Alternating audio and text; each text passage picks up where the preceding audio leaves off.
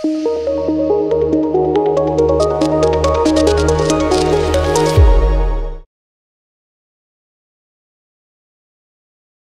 Morning అండి. నేను doctor విజయలక్ష్మిని, 49 Kukatpally branch consultant మాట్లాడుతున్నాను.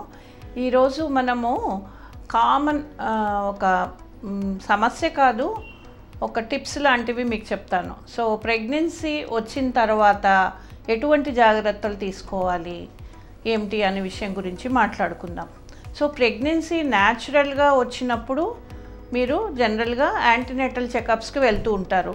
సో పూర్వకాలం ఒక సేయింగ్ ఉండేది, 3 months వరకు ఆ డాక్టర్ దగ్గరికి వెళ్ళకూడదు, ఎవరికి చెప్పద్దు అనేది. అంటే అప్పట్లో అలా ఉండేది, కానీ ఇప్పుడు అంత అవసరం లేదండి. ప్రెగ్నెన్సీ కన్ఫర్మ్ అయిన తర్వాత ఒక్కసారి మీరు తప్పనిసరిగా డాక్టర్ దగ్గరికి వెళ్ళి ఈ ప్రెగ్నెన్సీ గర్భసంచిలోనే ఉందా, గ్రోత్ ఎలా ఉంది, కన్ఫర్మేషన్ అనేది తీసుకోవాలి. ఎందుకంటే మీరు ఇంటి దగ్గర యూరిన్ టెస్ట్ తీసుకుంటారు, యూరిన్ టెస్ట్ పాజిటివ్ ఉంటుంది.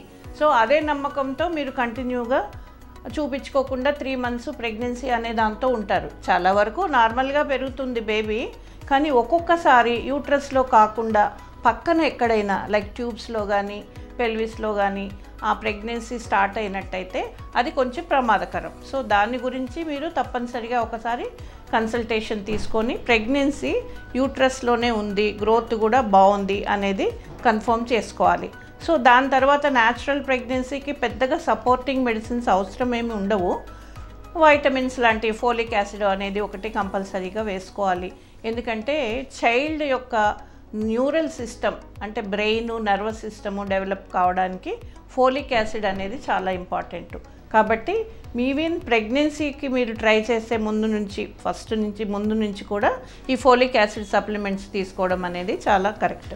సో ఈ ఫోలిక్ యాసిడ్ 3 months తర్వాత ఐరన్, కాల్షియము, ఈ సప్లిమెంట్స్, ఏదన్నా ప్రోటీన్ డ్రింక్ ఇలాంటివి తీసుకుంటే బేబీ హెల్దీగా, మీరు కూడా హెల్దీగా ఉండే అవకాశం ఉంటుంది.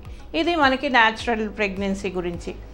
యాంటీనేటల్ చెకప్స్ అనేది న్యాచురల్ ప్రెగ్నెన్సీ కూడా మీరు ఎవ్రీ మంత్ యాంటీనేటల్ చెకప్స్కి వెళ్ళి బేబీ ఎట్లా పెరుగుతుంది, మీకు షుగర్ ఏమన్నా ఎఫెక్ట్ అయిందా, లేదంటే థైరాయిడ్ ఎలా ఉంది, బీపీ ఎట్లా, బ్లడ్ ప్రెషర్ ఎట్లా ఉంది, బేబీ గ్రోత్, ఇవన్నీ కూడా మీరు స్కానింగ్ ద్వారా, డాక్టర్ కన్సల్టేషన్ ద్వారా మీరు అసెస్మెంట్ తీసుకోవాలి. పోతే అలా కాకుండా ఏదన్నా అసిస్టెడ్ అంటే మనము ట్రీట్మెంట్ ద్వారా వచ్చిన ప్రెగ్నెన్సీస్ అనుకోండి, అందులో ముఖ్యంగా ఐవీఎఫ్ ద్వారా వచ్చిన ప్రెగ్నెన్సీ అయితే కొన్ని అడిషనల్ ట్రీట్మెంటు జాగ్రత్తలు తీసుకోవాలి.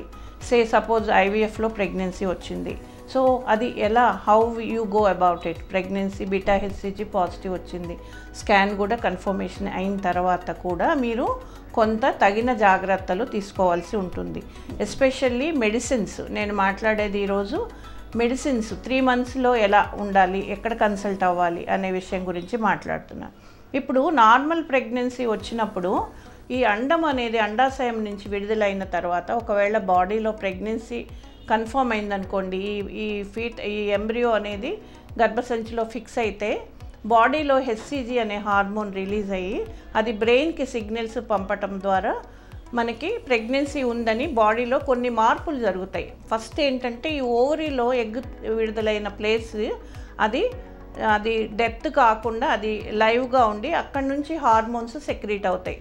ఆ హార్మోన్స్ ఏంటంటే ప్రెగ్నెన్సీని సపోర్ట్ చేసే హార్మోన్ మెయిన్గా ప్రొజెస్ట్రాన్ అనే హార్మోను ఈ ఓవరీ నుంచి 3 months కంటిన్యూస్గా సెక్రీట్ అవుతుంది.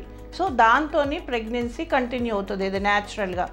అలా కాకుండా మనం ఐవీఎఫ్ చేసినప్పుడు సేమ్ మంత్లో మనం ట్రాన్స్ఫర్ చేయట్లేదు. 90% ఆఫ్ ది కేసెస్ ఈ ఎంబ్రియోస్ని ఫ్రీజ్ చేసి తర్వాత సైకిల్లో చేస్తున్నాం కాబట్టి ఈ కార్పస్ ల్యూటియం అనేది ఈ ఓవరీలో డెవలప్ కాదు.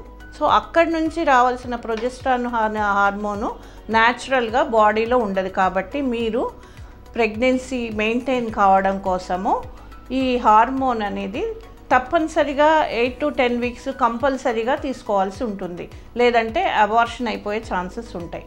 So first 3 months very important. ఈ ప్రొజెస్ట్రాన్ సప్లిమెంట్స్ అంతకుముందు మీరు ఎంబ్రియో ట్రాన్స్ఫర్ తర్వాత ఎలా వాడారో అదే ప్యాటర్న్లో డాక్టర్ గారు మీకు ఎక్స్ప్లెయిన్ చేస్తారు ఎలా తీసుకోవాలనేది. అది కంపల్సరీగా మీరు తీసుకోవాల్సి ఉంటుంది. ఒకసారి 10 weeks నుంచి గర్భసంచిలో మాయ అనేది తయారవుతుంది. అది ఎప్పుడైతే మాయ తయారయ్యి పని చేయటం మొదలు పెడుతుందో ఈ హార్మోన్ ప్రొజెస్ట్రాన్ అనేది మాయ నుంచి రిలీజ్ అవుతుంది. కాబట్టి ఆ 3 months తర్వాత మనం ఎక్స్టర్నల్గా బయట నుంచి హార్మోన్ సప్లిమెంటేషన్ అవసరం ఉండదు. సో అప్పటి వరకు మీరు కంపల్సరీగా మీరు ఈ ఐవీఎఫ్ ఫర్టిలిటీ స్పెషలిస్ట్ అండర్ కేరే ఉంటే చాలా కరెక్ట్గా ఉంటుంది. ఎందుకంటే చాలామందిని చూస్తున్నాము, సక్సెస్ అయిపోయినాక వాళ్ళు విలేజెస్కి వెళ్ళిపోతున్నారు. ఆ మెడిసిన్స్ కరెక్ట్గా వాడకపోవటం వల్ల ఆ గ్రోత్ అనేది ఆగిపోయి అబార్షన్స్ లాగా పడిపోవటము, చాలా బాధపడుతూ మళ్ళీ వస్తారు. ఇది ఇలా జరిగింది మేడం, లేదా 5th monthలో అబార్షన్ అయిపోయింది అంటే సరిగా వాళ్ళు ప్రాపర్ యాంటీనేటల్ చెకప్స్ చేసుకోకపోవటము, ప్రెగ్నెన్సీ వచ్చింది కదా ఇంకా మెడిసిన్స్ అవసరం లేదు అనే అపోహలో ఉంటారన్నట్టు. సో అది కరెక్ట్ కాదు.